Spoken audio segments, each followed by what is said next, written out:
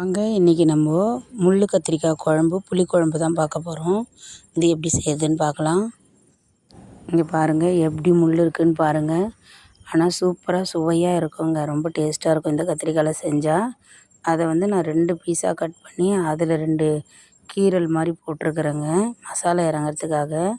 அதுக்கப்புறம் நம்ம ஒரு கடாயில் எண்ணெய் ஊற்றிக்கலாம், தேவையான அளவுக்கு. எண்ணெயிலே வேக விட்டு எடுத்துக்கலாங்க. ஒரு பாத்திரத்தில் எடுத்து வச்சுருக்கிறேன். வெறும் எண்ணெயில் வேக வச்சு எடுத்த கத்திரிக்காயெலாம் ஒரு பாத்திரத்தில் எடுத்து வச்சுருக்கிறேன். இப்போ நம்ம கடாயில் கடுகு போட்டுக்கலாங்க. எண்ணெய் ஊற்றி கடுகு போட்டுக்கலாம். ஒரு கைப்பிடி அளவுக்கு வெங்காயம் போட்டுக்கலாங்க. போட்டு கருவேப்பிலை போட்டு நம்ம நல்லா வதக்கிக்கலாங்க. கொஞ்ச நேரம் வதங்கின பிறகு ஒரு 2 நிமிஷம் வதக்கினா போதும். வதங்கின பிறகு நான் வெங்காயம் கொஞ்சம் வெந்தய சீரகம் போட்டு அரைச்சி வச்சுருக்கேங்க, விழுதாக அரைச்சிருக்கேன். அதையும் அதில் சேர்த்துக்கலாங்க. பச்சை வாசனை போகிற வரைக்கும் நம்ம நல்லா வதக்கிக்கலாம். ஒரு 2 நிமிஷம் வதக்கிக்கலாங்க. வதக்கிட்டு தக்காளி 4 தக்காளி எடுத்து நான் அரைச்சி வச்சுருக்கிறேன். அதையும் அந்த விழுதையும் சேர்த்து நம்ம வதக்கிக்கலாங்க. நல்லா எண்ணெய் பிரிஞ்சு வர்ற அளவுக்கு நம்ம வதக்கிட்டே இருக்கணுங்க. பாருங்கள், இந்த மாதிரி நம்ம வதக்கிட்டே இருக்கணும். வதக்கின பிறகு கொஞ்சம் மஞ்சத்தூள், மிளகாத்தூள், தனியாத்தூள் 3மே நம்ம தேவைக்கான அளவு சேர்த்துக்கலாம். சேர்த்துட்டு நம்ம இப்போ கரட்டி விட்டுக்கலாங்க. நல்லா பச்சை வாசனை போகணும். நல்லா வதக்கிக்கலாங்க. பாருங்கள், எண்ணெய் பிரிஞ்சு வரும். ஒரு 5 நிமிஷம் மூடி போட்டு மூடி வைக்கலாம். மூடி வச்சிட்டோம்னா அது நல்லா பிரிஞ்சு வந்துடும். எண்ணெய் பாருங்கள், இந்த மாதிரி கெட்டியாக பதத்தில் எண்ணெய் பிரிஞ்சு வர நேரத்தில் பாருங்கள், இந்த மாதிரி எண்ணெய் பிரிஞ்சு வருது. இந்த டைமில் நம்ம உப்பு கொஞ்சம் போட்டுக்கலாம்.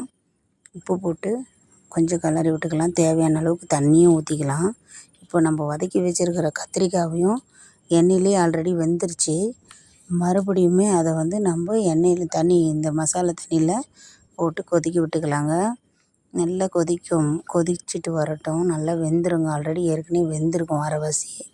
இப்போ மீதியும் வெந்து வந்துருங்க. நல்லா ஒரு 10 நிமிஷம் மூடி போட்டு மூடி வச்சிடணுங்க. குழம்பு கொஞ்சம் திக்காக வரும். நம்மளுக்கு தேவையான அளவுக்கு திக்காக இருக்கும். திக்கான அளவுக்கு தண்ணி ஊற்றிக்கலாம். ஊற்றிட்டு பாருங்கள், நல்லா வெந்து வந்துருச்சு. இந்த டைமில் நான் ஒரு நெல்லிக்காய் சைஸ் அளவுக்கு தான் புளி எடுத்திருக்கேன். புளிப்பு நிறைய தேவைப்படுறவங்களுக்கு புளிப்பு அதிகமாக சேர்த்துக்கோங்க. எனக்கு புளிப்பு கம்மியாக வேணும். நான் தக்காளி அரைச்சி ஊற்றினால கம்மியான புளி தான் போட்டிருக்கேன். ஒரு எலுமிச்சம்பழம் அளவு புளி இருந்தால் போதுமானது கெட்டியாக வைக்கிறதுக்கு. நான் நெல்லிக்காய் சைஸ் அளவு எடுத்து கரைச்சி இந்த புளி தண்ணி இதில் ஊற்றிக்கிறேங்க. பாருங்கள், இந்த மாதிரி புளி தண்ணியை கொஞ்சமாக ஊற்றி ஒரு 10 நிமிஷம் கொதிக்க விட்டுடலாம். புளி வாசனை போயிடும், புளிப்பு தன்மையும் போயிடுங்க. கொதித்து புளிக்குழம்பு ரெடி ஆகிடுச்சிங்க. சூப்பராக இருக்கும். இதில் பார்க்கலாம்.